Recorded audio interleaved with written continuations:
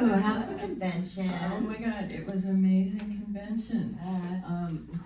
I do a lot of them, and there's something about Midwest hospitality where everybody was just so nice. Totally. And I've never been more flattered by people in my whole life. I hope it fits on the airplane.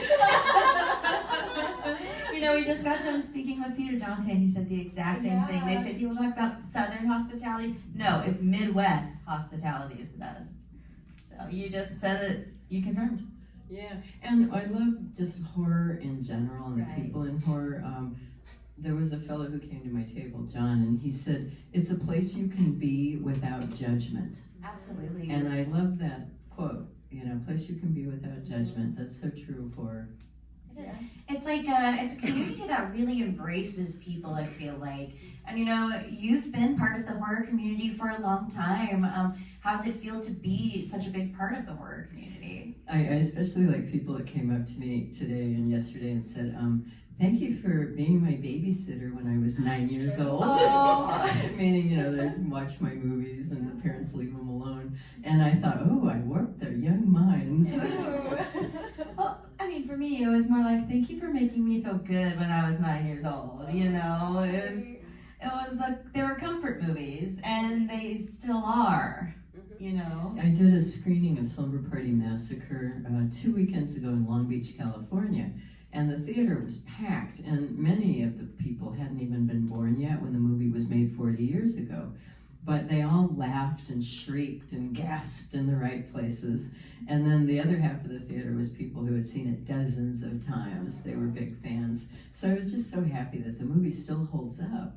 And we're all amazed that Slumber Party became a cult classic, because it was just like the little movie that could, and it's still popular, and this year is its 40th anniversary. Oh, happy birthday to a great, or happy anniversary to a great movie. Yes, absolutely. And I love the trilogy anyway. Yeah. But I love the Driller Killer Man. He's great. Yeah. He's fun. He's so fun. He's really unique. We don't have one of those. He doesn't use a knife. Drill's pretty unique. Yeah, he largely was a silent killer, and when he talked, the voice I think didn't really fit the character. It was kind of soft. It wasn't gravelly, and I'm gonna cut your head off.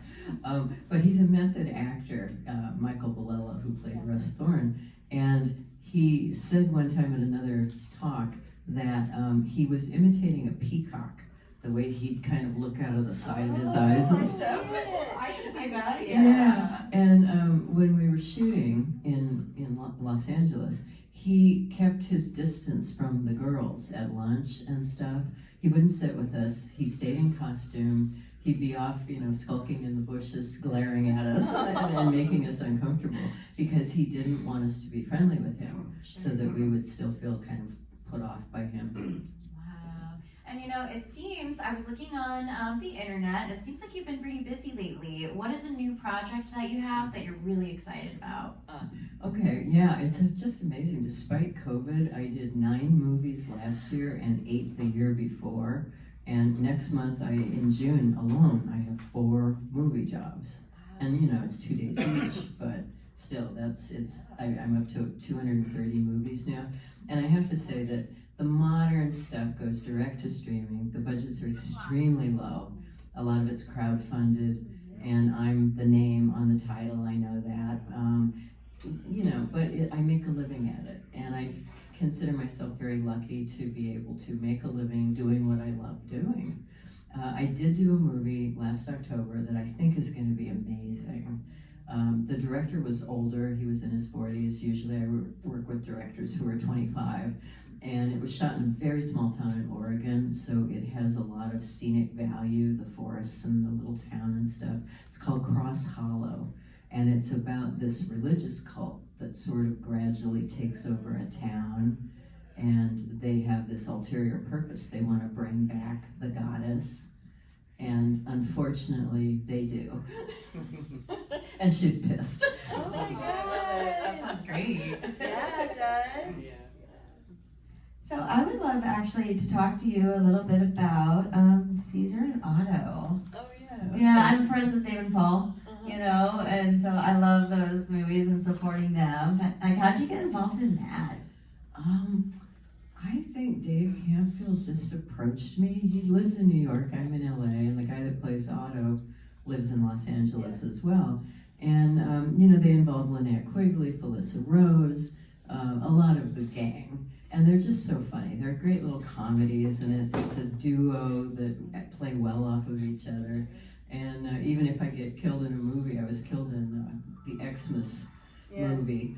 Or no, it was it the summer camp? Summer camp. I think I got Or killed. Deadly Christmas, one of the two. Yeah, I can't remember. But then I reappeared as ghosts in the Halloween movie. Yes. Yeah. And I played twin ghosts. And that was really fun to play twins because they'd shoot one of my characters and then they'd shoot the other one and they'd meld them together. Wow. That's interesting. Yeah. And you know, what is particularly fun about horror? Like, what does that genre allow you to do as an actor? Oh, just about everything. Best part. Yeah, I often say I just show up to see what they'll do with me today. I've been killed in a lot of movies, and I'm kind of excited in June. Of the 4 movies I'm doing, I die in 3 of them. And in one of them, in Houston, I play the chief of police. I get garroted by the bad guys. And in this prison, I play a prison warden, and I get suffocated with a plastic bag over my head. And those are 2 new ways that I've never died before. So I'm very excited because I've been shot with guns, shot with arrows, torn apart by demons, you know, drowned in quicksand. It's just so fun. So 2 new ways to die. And the other one, I get burned up alive in a haunted house. I play a real estate agent, and I'm trying to sell this haunted house to clients. And then I'm like, you know, this thing really needs to be demolished and end the curse. So I try to set the house on fire, and it kills me. So death by haunted house. yeah. And then I have one movie in Florida next month where I play a mom, and I do not die. And I'm like, what's wrong? How does that feel? I'm Yeah. gonna sneak a kill scene in here on me. In the early days, like the 80s and stuff, I started out playing victims, and then I met Fred Ellen Ray, who made 8 or 9 movies with me, I think, and he decided there was better things to do with me than kill me. So in a number of my movies, like Haunting Fear, for example, I start out looking like a victim. My husband is gaslighting me, making me think I'm crazy. And then I go insane and kill a bunch of people who desperately deserve it. So I figure I've probably died in a third of my movies, killed people in a third, and the other third, nothing happens. Well, you know, one of my favorites, also a Fred Ellen Ray, we talked about it on Friday, is Sideshow. You didn't die, you didn't kill anyone, but you were very foretelling. Yeah, Sideshow's a cute little movie. It's kind of underrated. Nobody really sees it much. But I played a fortune teller, and I play fortune tellers in a lot of movies. I guess it's my exotic dark looks.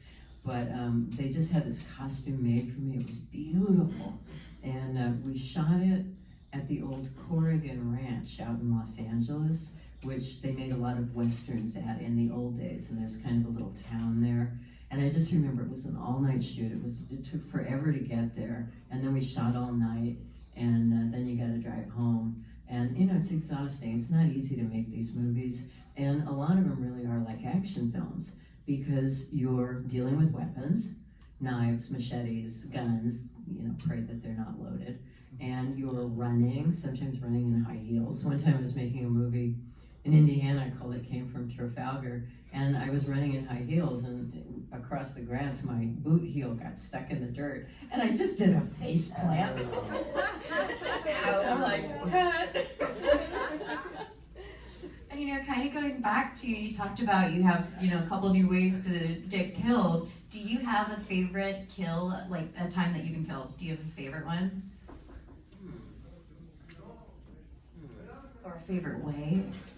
Or a favorite murder you committed. Yeah.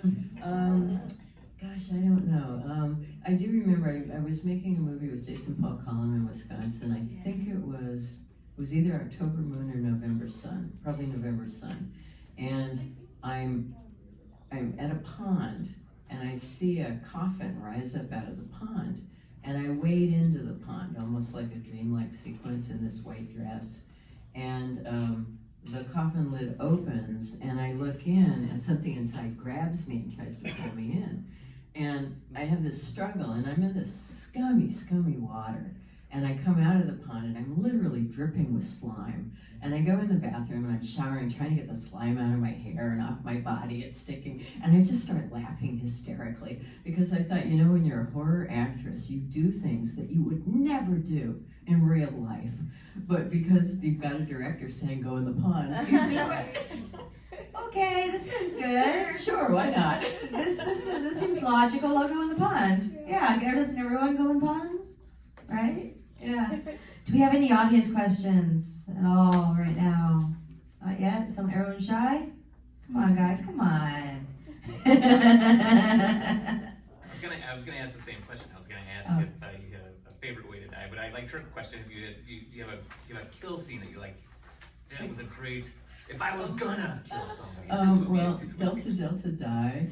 Love Delta Die. It's not a great movie, but some people. It is great. It's charming. It's I love charming. it. People came to my table and loved how I pounced. Yes, that was me. That was you, And yes. we're seeing her like, yes, she's Yeah, pouncing. yeah. Yes, So it was kind of just trying to be animalistic, and I'm Very good. small. I'm only 5'3". So if I'm dealing with a larger assailant, you know, you gotta pretend that you're able to overpower them. So it was just kind of fun to pounce on people. And I love the scene where I've got the baseball bat, and I come around the corner with the baseball bat, and the look on my face just says it all. Like, it's your turn next. I also liked when I did Haunting Fear, and I get buried alive in a coffin. And it was really funny because the side of the coffin is missing, so they can get the camera there. And they're throwing dirt on top of it. It's supposed to be the actors are doing it. And I'm supposed to be going crazy inside the coffin, and you know. And it's really funny to have to go insane in a movie, or to get possessed by a demon. I've been possessed a number of times. You know, or to turn into a vampire, and all of that, because nothing really prepares you for that. You know, I grew up in a very small town in Southern California where everyone was normal, and I was a scientist in San Diego. I was a marine biologist. I worked at a nuclear power plant, and then I followed my husband at the time, Dave Stevens, to Hollywood because he was doing storyboards for Steven Spielberg. And I thought, oh, I'll just get a science job in Los Angeles, but there wasn't one. And then one day, I was walking down a corridor, and there was a door open, and it was a casting office. And they're like, you, come here. And I'm like, oh, no, I'm in the wrong place. And he says, no, come here, show me what you got. And he put me in a movie the next day as an extra, All the Marbles. And then I did a number of movies as an extra, but my first speaking role was Slumber Party Massacre. And I answered an ad in Dramalog that basically said a dozen pretty girls needed to get naked and die horribly. Sounds great to me. Yeah, why not? I can do that. So I did, and I would have had a larger part. They really wanted to cast me as one of the leads, but I had a modeling job at Lake Tahoe, so there was a conflict of schedule, so they had to kill me off in 3 days. So I took the smaller part, and I had never run from a maniac. I'd never screamed. I'd never died in a movie. That was my first movie. So I thought it turned out really well. And back in 1982, it was before video, so you had to watch movies on the big screen. So I'm sitting in the theater watching this giant, movie, and I'm like, I'm not too bad at this. Maybe I'll do this until I find a science job. And I never found a science job in LA. Thank God for that. We're grateful for that one. Yeah. And what do you think makes a good horror movie for you? What makes like a perfect horror movie? Well, I liked the horror comedies of the 80s. I'm not into the torture porn thing. I just, some movies are very mean-spirited. And I love suspense and drama. I watch a lot of mystery thrillers and things besides horror movies, and I just love that feeling of suspense.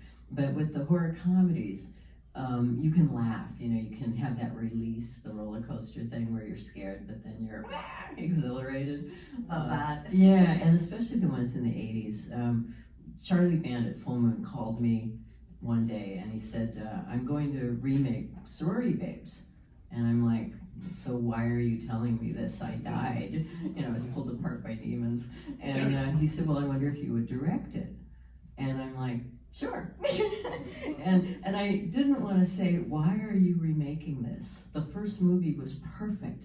Me, Linnea, Michelle, the boys that were in it. It had so much charm. It was just a perfect little movie. And I think it still stands up to this day because everyone is such a character in it and so charismatic. But I didn't want to talk myself out of a job. But then COVID hit and they had the whole roster of the Deadly 10 for Full Moon. And Sorority Babes was number 10, and they were only on 4, 5, and 6 in different stages of development when everything shut down from COVID. So I stay in touch with Charlie. Every few months I say, are we ever gonna do the remake of Sorority Babes? And he's like, no plans yet, maybe next year. So I hope so. But I read the script and it's almost a scene for scene remake. It's not a sequel. They've got the paddling and the whipped cream and the shower, and it's identical, the dialogue and stuff, except that Michelle and I come back as ghosts, and Linnea's character is still alive. She's a grown-up spider from the movie, and she makes an appearance in it too, so they do give us cameos. Is she in it quite a bit, and you guys, like, as the ghost, and her coming back as Spider, is she still, like, a total badass? And then Yeah, the sorority, she was a former sorority mother or something. Mhm. Not that Spider would have ever done that, but Yeah. she comes back to the sorority and talks about, back in the day. And then Michelle and I are just isolated as ghosts. They could shoot us against a green screen. And we're just kind of making comments, wry, sardonic comments about what's going on. Because we were there, this was us before. Okay. Yeah, I was interested in it, but even though they listed you guys in the cast, I was like, are they really in it, or are they still just listing them from the first movie? Yeah, So I was kind yeah. of curious about that. So you guys do come back. Yeah, Awesome. because both of us died in the first movie. When I found out they were making a Slumber Party Massacre 2, Mhm. I called New World and said, can I be in it? And they're like, Brinke, you're dead. I could be a ghost. I was gonna say, in a horror movie, that doesn't stop you, you Yeah, know? really, Come exactly. back as a different character. I'm not hurt. You could be a sister. I love the twin sister angle. Yeah. Yeah, you could be a sister, or because we didn't get much of your character's backstory because we lost you so fast. You could have had a sister, and what they did with part 2, there was the whole sister thing there too. So why not? That's one of the main drawbacks of dying so much in movies is like they're remaking or making a sequel to Teacher Shortage. And I died in that. And Mrs. Claus, they're making a Mrs. Claus too. I died in that. So there's no way I can come back. But I'd sure like to, so yeah, I suggest the sister angle. There's always a way to come back. Always. Always. Sometimes they come back. Again. And for more, right? Yeah. Any more in there? I actually was wondering, this is off topic from your movies, it's more on your interests. So I read that you used to be a Trekkie back in the day, and I was wondering if that was really true, and if you did used to go to conventions yourself because of watching Star Trek and stuff back in the day. Yeah, and I was a big fan of the original Star Trek, which I think ran from 1966 to 68. I was just a kid, and I was in school. My parents were very German and very strict, and they said I could only have 1 hour of television per week. And so I chose Star Trek. So that was pretty much, and I missed out on so much pop culture of my era because I just didn't see these things, but I knew Star Trek, so that was my focus. And I just loved it. Of course, I loved Mr. Spock and all that. And then in 1975, in Los Angeles, they started having Equicons. B. Joe Trimble was involved in them. And they had a costume contest and also a fashion show kind of contest. And I did a lot of drawings for costumes, and they made them into actual clothes that women modeled. And I modeled one myself, and I won a few awards for that. So I was involved in it. And I lost interest, as I got older. I'm kind of ambivalent about the modern Star Trek stuff, but that was my era, was the 60s. And it was really fun at the Equicons around 75 and stuff. I met Walter Koenig and, the whole, whoever was available, William Shatner and so on. So it was a lot of fun. It was great. I just thought that was so awesome when I read that about you, because my era was like the next generation. So even though I have much appreciation for the original, but I just thought that was so cool. Like, I was like, oh my God, she's a Trekkie. That's freaking awesome. Like, I just loved that when I read that about you. So Yeah. really interesting. Thank you. Yeah. And, I got involved in San Diego Comic-Con early on. I'm one of the early founding members. The very first con was in 1970, but it was very small and there was hardly anyone there. And then the first one I went to was 73 and I got involved in it. In 74, I did Vampirella for the Comic-Con Masquerade and I won first place. And there I met Forey Ackerman, who sort of became my godfather. And because I read the Vampirella comics and he was her creator, so I just loved that. And because I won first place, I was 19 years old, they put me in charge of running the Masquerade, which I did for the next 10 years. That is so awesome. Yeah, so I was really involved in that. We just had the 50th anniversary of the Comic-Con a couple of years ago before COVID. And that was a huge part of my life. And I would do these dances during the Masquerade, which I'd run the Masquerade and help everybody, but then there'd be this break when the judges made their decisions.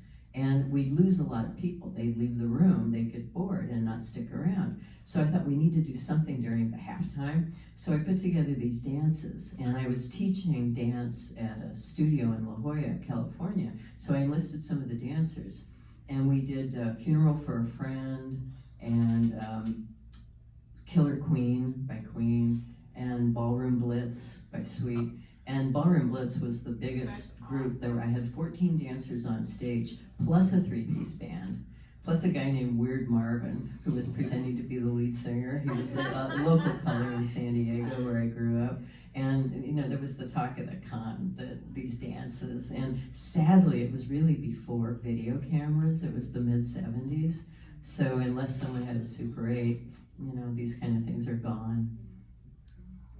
And over your wonderful career, what are some important things that you've learned, whether that's about acting or about life or about people? Learned, well, I've learned to be kind to everyone, because you really never know who someone is or who they will be. And so I just try to treat everyone as special, and I say to myself, I am a mirror and I reflect your beauty. And that's the way I try to be, to have an open heart with people and all that. It's important. So your catalog of work is like insane. So many.